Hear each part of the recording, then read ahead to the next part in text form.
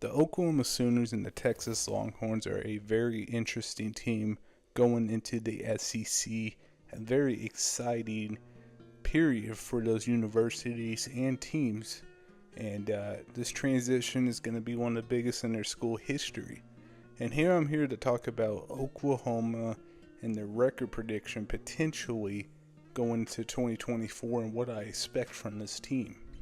Oklahoma Sooners have Jackson Arnold as their starting quarterback. They have a pretty deep quarterback room. I really like that room a ton. They have Casey Thompson, Michael Hopkins, who was a really good recruit coming out of Allen, Texas, and then he transferred.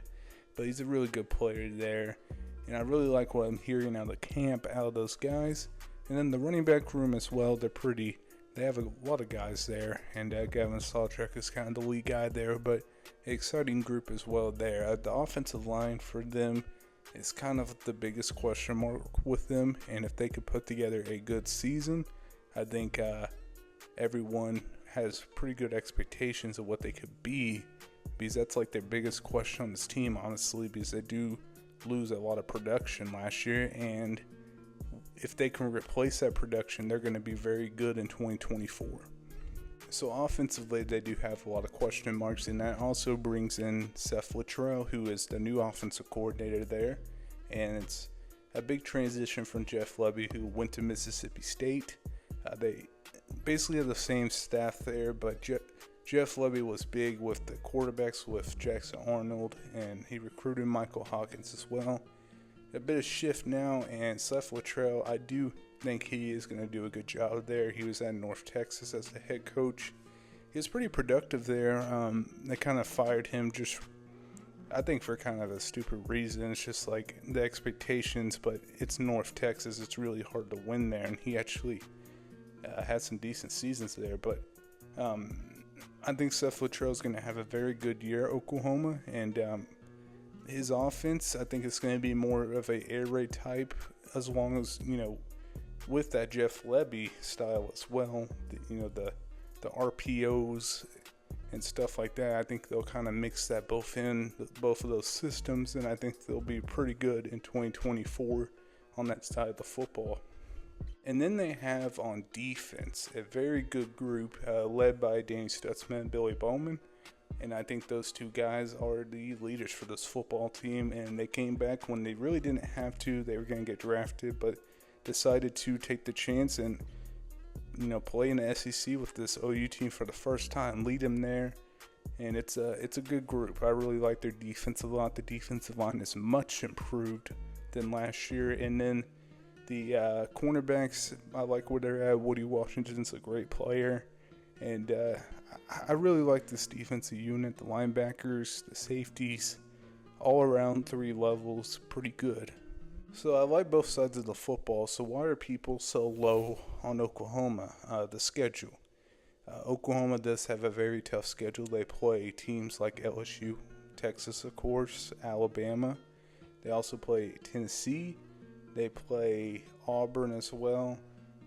They play a lot of tough games, and it's just going to be really hard for them to people to think they last. They also play Ole Miss, and they just think that they're just going to lose a bunch of those games because it is a tough schedule.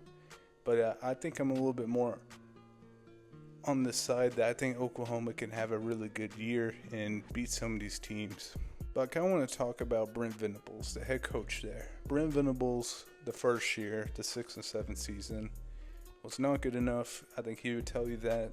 Everyone around would say that at Oklahoma. And then I think the second year was much improved. I think some people were expecting to do a little bit better, but 10-win season, bowl game, pretty good job. Dillon Gabriel was that guy. I really liked Dillon Gabriel there, but decides to leave Jackson Arnold there now.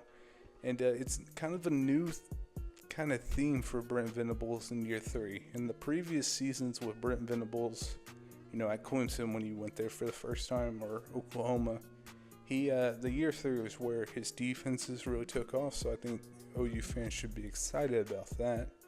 And I think Brent Venables, this is kind of the year where I think people will wake up to him as the head coach. People know how great he was as a defensive coordinator, And I think as a head coach, he will wake a lot of people up if they have a great year.